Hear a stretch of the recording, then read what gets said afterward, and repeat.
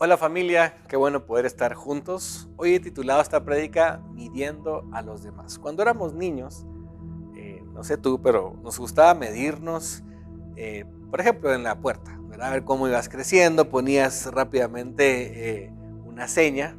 Si estabas con tus compañeros en ese proceso, en la preprimaria, están viendo que yo crecí más y yo crecí menos. De hecho, me recuerdo de un compañero que era el más chiquito de todos en la primaria, pero luego algo pasó en la secundaria y se convirtió en el más alto. Suele pasar, ¿verdad? Y era como, después uno se arrepiente de todo lo que le decía en la preprimaria. Eh, o de repente si no es altura, porque a los que no nos dio mucho el don de la altura, mejor no nos metíamos a medirnos en ese juego, pero nos medíamos en, qué sé yo era el más fácil el más bueno para jugar fútbol, o yo el que mejor nadaba, o el que comía más, y así nos vivimos viviendo en la niñez, a medirnos a ver quién es el que ha crecido más. Y no solamente es en la niñez, cuando vamos creciendo la competencia cambia. Por ejemplo, los juegos de mesa están demostrados que básicamente estamos midiendo nuestro carácter y nuestra forma de ser. Nuestra medida en los juegos de mesa es ver quién es el competitivo, quién es el que quiere ganar, quién es el que quiere sobresalir. Y básicamente cuando uno pierde, ahí se puede comprobar lo que nuestro carácter está mostrando. Nosotros tenemos la característica de siempre estar en esa competitividad. Pero también esto nos lleva a otra situación. Nos lleva a medir a los demás y decir, bueno, esta persona está haciendo esto, esta persona está haciendo lo otro, él es muy bueno para esto, pero también empezamos a calificar negativamente. Él es muy malo para tratar a su esposa, él es muy malo para trabajar, él no es buen administrador del dinero, y empezamos a medir, no por fuerza en mentira, pero nos convertimos en jueces. ¿Qué es un juez? Es aquella persona que determina qué es lo bueno y qué es lo malo, quién está haciendo lo correcto, quién está haciendo lo incorrecto. La pregunta es, ¿qué dice Dios sobre eso? ¿Verdad? La pregunta la responde en el Sermón del Monte. Hay un pasaje que íbamos a leer en el capítulo 7 de Mateo, que dicho sea de paso, espero que Dios te haya estado hablando durante toda esta semana, estas semanas que hemos estado hablando sobre el Sermón del Monte, uno de los discursos más importantes de Jesús, donde toca muchos aspectos. Y hoy vamos a ver el juzgar a los demás. Mateo 7, versículo 1 y 2 dice: no juzguen a nadie para que nadie los juzgue a ustedes. Quiero hacer una pausa aquí en el versículo 1. Jesús interesante porque él primero pronunciaba el principio y luego lo explicaba, pero dejaba como que la conclusión al final, ¿verdad? Perdón, al principio. Ya nos dijo de qué se trata. No juzguen a los demás para que no los juzguen a ustedes, ¿verdad? Ese es en sí el principio. Y Jesús en este momento del Sermón del Monte quiere llevarnos hacia cuál es la forma correcta de hacer eso, de medir a los demás. ¿Tenemos que hacerlo o no? Sigo leyendo. Vuelvo a leer el 1. No juzguen a nadie para que nadie los juzgue a ustedes, porque tal como juzgan se les juzgará. Y con la medida que midan a otros, se les medirá a ustedes. A mí este versículo me ha dado mucho en qué pensar. El versículo 2 nos dice que en la forma que midamos, seremos medidos. En la forma que juzguemos, seremos juzgados. Y eso nos tiene que poner, la verdad, en una forma de empatía. Una vez me inventé una definición, no sé si la escuché en algún lado, pero me gustó, así se me quedó. ¿Qué es la empatía? Es ponerte en la apatía del otro, o sea, en los pies del otro. Esa es empatía. Es identificarme con la otra persona según lo que la otra persona está viviendo y medir y comparar en relación a lo que yo siento, vivo, creo o experimento. Esto quiere decir de que la forma en que yo mida a las personas, seré medido. Dios está hablando sobre esa famosa siembra y cosecha tal vez. Ahora la pregunta es, ¿será que Dios está prohibiendo el hecho de juzgar a los demás? Porque Jesús juzgaba o hablaba de los fariseos, por ejemplo, ¿verdad? Era alguien bastante enérgico y determinado a la hora de decir algo malo. ¿Será que Dios está prohibiendo o condenando que demos una opinión sobre alguien más? ¿Será que no lo debemos de hacer? Porque de hecho la Biblia nos enseña a exhortarnos mutuamente. Entonces la pregunta es, ¿qué está diciendo Dios aquí? Él no está diciendo que no juzguemos, sino recordar en el método que debemos de juzgar a los demás.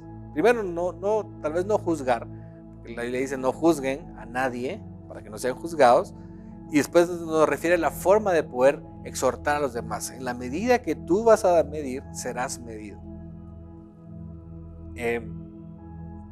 Dios nos está enseñando una metodología de poder ayudarnos. En la iglesia, parte del proceso de la iglesia o del discipulado que vimos en la serie anterior es que necesito de alguien que me diga en qué áreas en mi vida necesito crecer, en qué áreas de mi vida necesito parecerme más al carácter de Cristo. Y en la medida que yo no lo haga, entonces no me estoy pareciendo al carácter de Cristo, por ende no estoy siendo un discípulo de Cristo, sino que básicamente estoy atrasando el proceso de discipulado.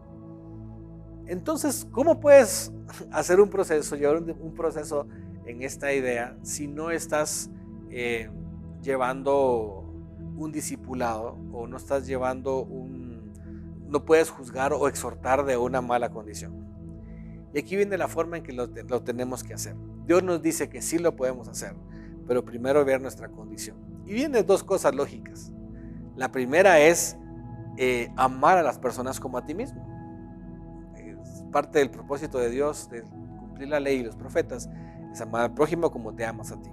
Si tú te pones, o sea, ¿cómo te gustaría que te lo dijeran? Si te han confrontado, yo no sé si tú has vivido una forma de confrontarnos negativa, pero si no nos han confrontado de una forma saludable, nos lastiman, ¿verdad? Ya depende de la madurez de la persona de decir, bueno, voy a dejar la forma en que me lo dijo y voy a tomar el hecho de lo que me está diciendo y voy a cambiarlo. O la inmadurez, que es, ya no le hablo a esta persona, ya nunca más quiero saber nada, ya nunca más voy a permitir que alguien me hable o que me confronte, porque eso me lastima mucho. Pues dejas de crecer, el que se los pierde eres tú. Pero el punto es, si no se hace de una buena forma, efectivamente duele. Y Dios quiere que nos confrontemos en amor. De hecho, vamos al versículo 3, dice así: ¿por qué te fijas en la astilla que tiene tu hermano en el ojo y no das importancia a la viga que está en el tuyo? Las palabras de Jesús literalmente eran comparar dos objetos, una astilla con una viga. Muchos de los techos de las casas de la época de Jesús eran con vigas. Hay una viga fundamental y básicamente era un gran pedazo de madera. Y Jesús compara, tú estás viendo lo chiquito del otro o la astilla y es la viga que te pertenece a ti. Y tú puedes decir, bueno, pero no es cierto, de repente el área que yo tengo es menos complicada de la que yo estoy exhortando. Sí, pero tal vez la comparación de Jesús es que es mucho más difícil tratar tus áreas que ver el de los demás. Y en esa comparación debemos de entender de que nosotros debemos de, lo que veo en otra persona no se compara nunca a mi proceso. Porque aunque la otra persona, por ejemplo, está sobornando en la política, y dices, no, yo no hago eso, yo no gasto millones, y empiezo a criticar y ver la astilla de la persona que está robando en el gobierno, pero dices, pero yo no pago impuestos, yo no pago mis facturas, o estoy evadiendo algunos impuestos.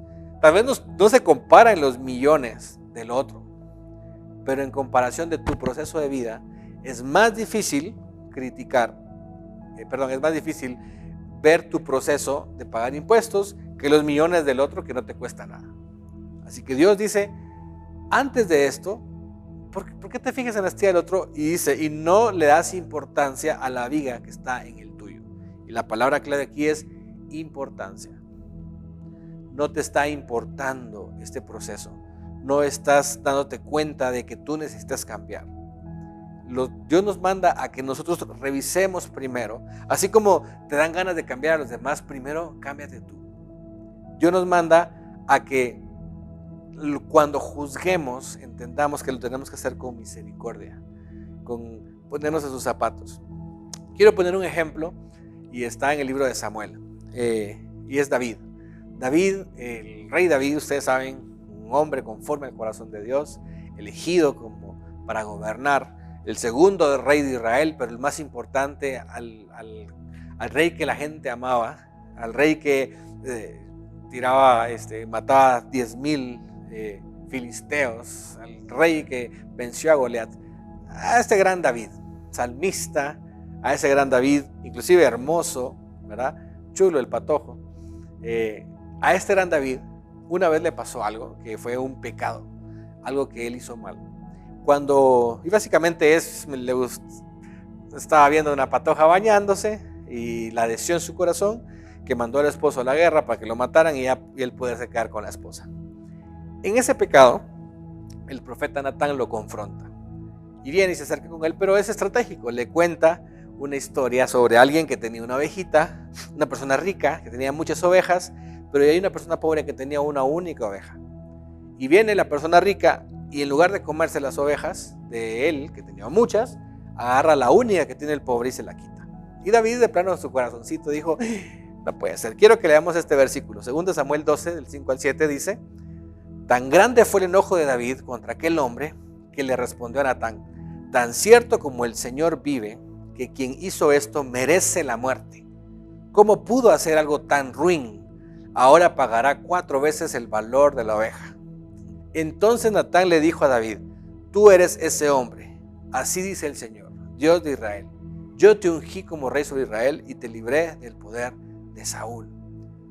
Miren esta confrontación que estaba recibiendo que estaba dando el profeta a David. Y era: tú fuiste esa persona. Pero ¿cómo reaccionó David? No, ¿cómo es posible que ruin esta persona? Y imagino que Natán estaba como, no sé si enojado, se estaba riendo, pero dijo: hey, ese eres tú hiciste eso. Y de hecho, imagínense el juicio que él hizo. Como David me dio: él merece la muerte y merece lo peor. Bueno, tú lo mereces. Y yo creo que ese es un buen ejemplo de cómo nosotros podemos convertirnos en personas que no hacemos la voluntad de Dios, de esa misericordia, de tener esa misericordia con los demás y no ver nuestra condición. ¿Cuáles son tus fallas? ¿Cuál es lo que está pasando en tu vida?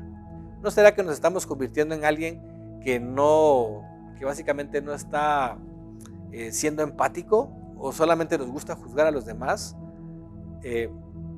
Básicamente Dios lo que quiere es que nos lleve a un accionar de misericordia y de empatía. Muchas personas están acostumbrados a buscar los problemas de los demás, ¿sí? Y quiero que te analices hoy en esta reflexión que estás escuchando. Quiero que te midas y que seas honestos, porque no me lo tienes que contestar ni en redes sociales ni en nada. Quiero que te midas cuánto estás anhelando, cuánto está anhelando tu corazón buscar el problema de los demás, ¿verdad? Sin antes ver tus propios problemas. Y eso es lo que Dios está refiriendo a eso. No juzguen, porque en la medida que van a juzgar, eso no quiere decir no ayuden, eso no quiere decir no confronten, pero tienen que hacerlo primero ustedes viendo su proceso. Les tiene que importar su proceso. De hecho, te digo algo: el hecho de que estás en un proceso en tu vida te da la solvencia para poder ayudar a los demás, ¿sí? Y al revés, si tú no estás llevando un proceso en tu vida, no tienes la solvencia para querer ayudar a los demás. Claro, el apóstol Pablo decía: yo no pretendo haberlo alcanzado ya. Y eso lo dijo en su última carta a Timoteo. Lo último que escribió Pablo fue: yo no creo que lo haya alcanzado. Pues yo tampoco, yo menos. Pero creo que lo que Pablo vivió en el principio no es lo mismo que vivió en el final. Yo tengo que avanzar en mi vida y saber que estoy en un proceso, identificar mi proceso y entonces poderle ayudar.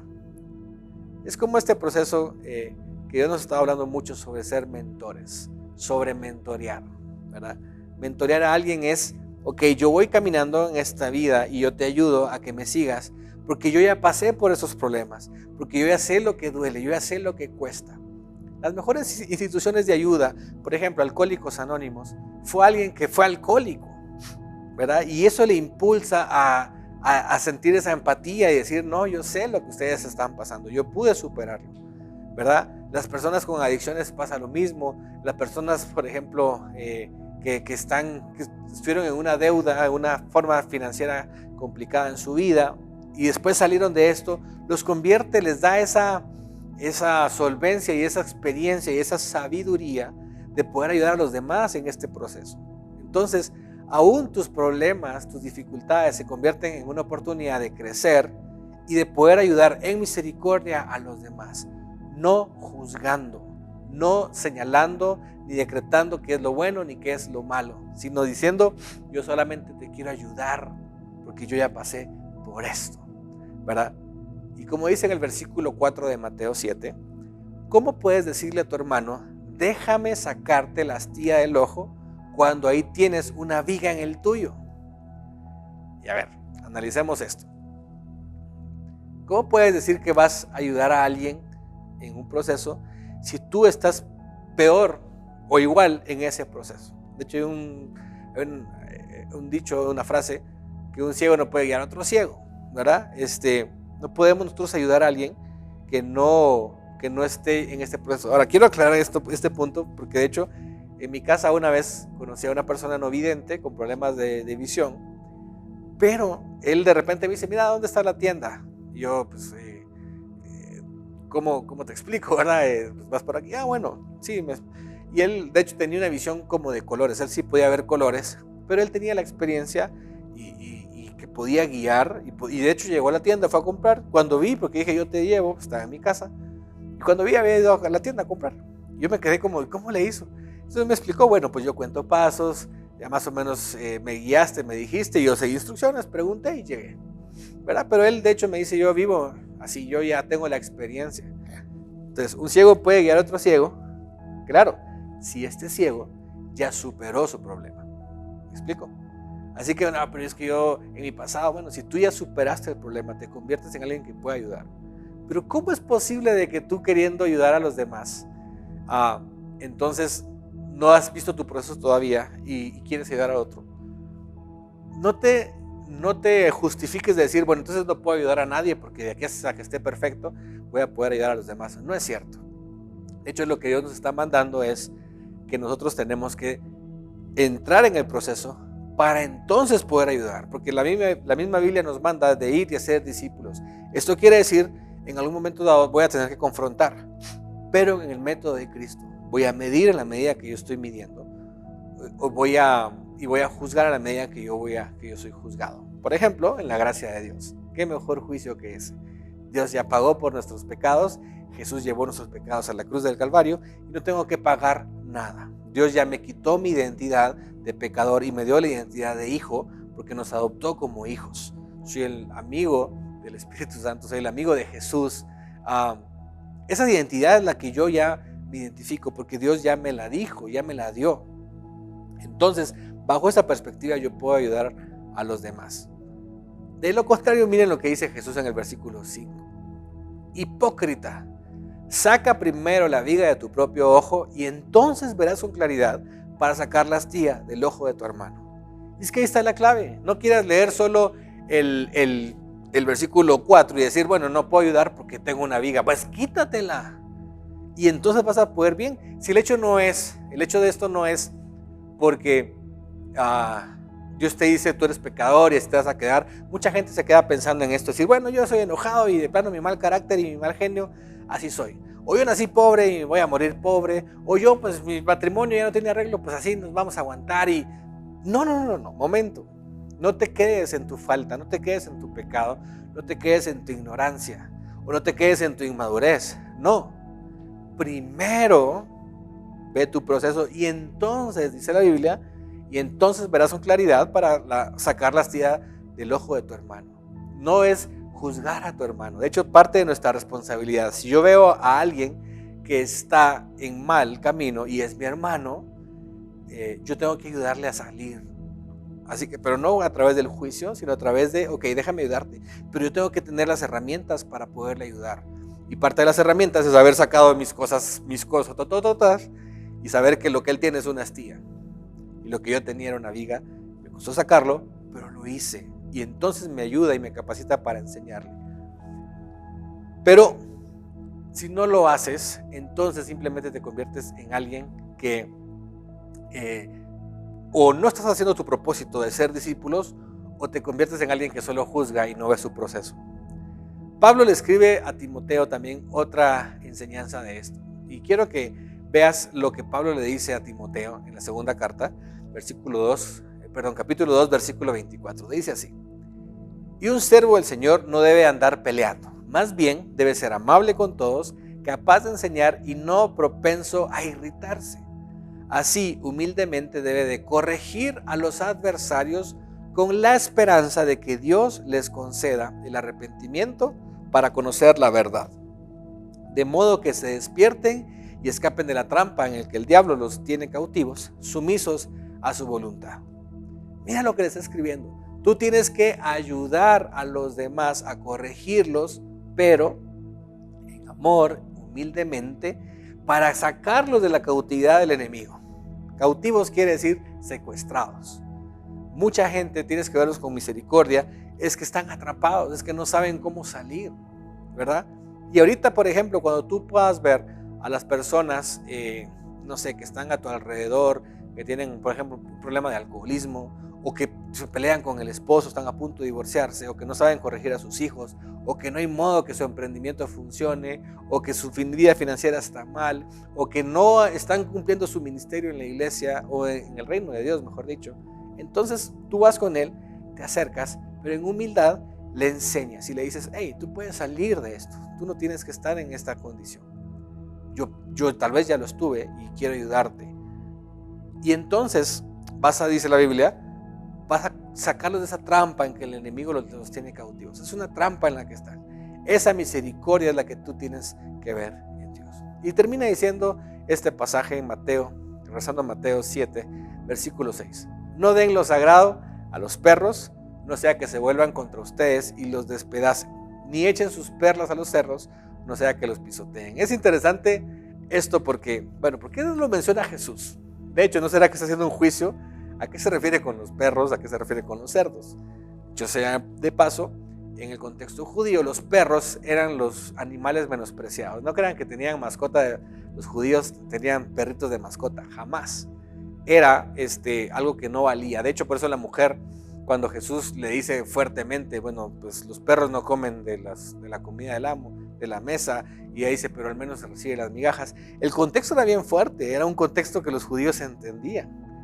Entonces, y básicamente también habla de los cerdos, que era un animal impuro, donde ellos no comían, ¿no? Era un animal que ellos despreciaban. Ahora, ¿qué Jesús está diciendo con esto? Se acaba de hablar de no juzgar. Ok, no está hablando de los perros ni de los cerdos, está hablando de que no le den lo sagrado, lo santo o las perlas, o sea, lo importante no se lo den a la gente que no lo va a menospreciar.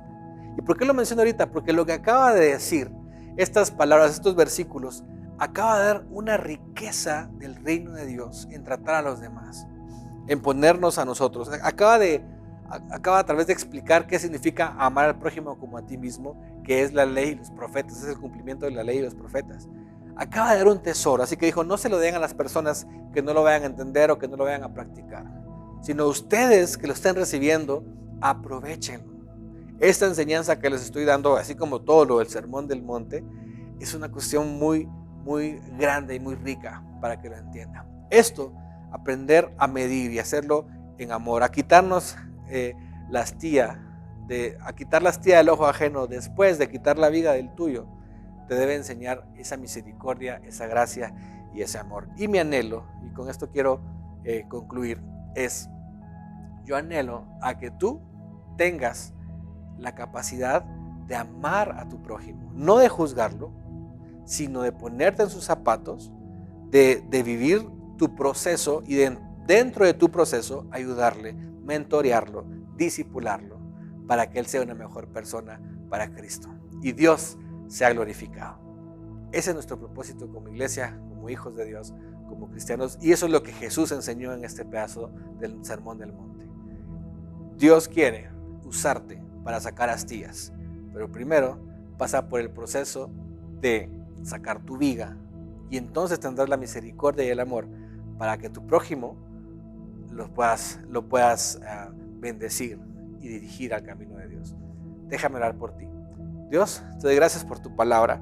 Y yo declaro que esta palabra, Señor, de esta parte de tu discurso, Dios, de este Sermón del Monte, nos enseña un gran principio de amar al prójimo, nos enseña un gran principio de poder ayudar a los demás y no juzgar. Quita de nosotros todo enojo contra el adversario, pone en nosotros un amor, una empatía y una necesidad de querer disipularles, de querer amarles, de poderles ayudar a quitar sus hastías, que para ellos es su viga, pero para nosotros es simplemente algo chiquito que podemos sacar.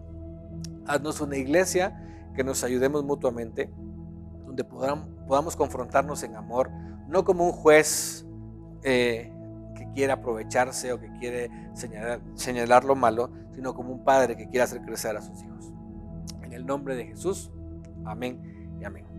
Que Dios te bendiga, iglesia, y gracias por seguir en este proceso, en este contexto del Sermón del Monte, y la otra semana el Señor seguirá hablando a tu vida. Bendiciones.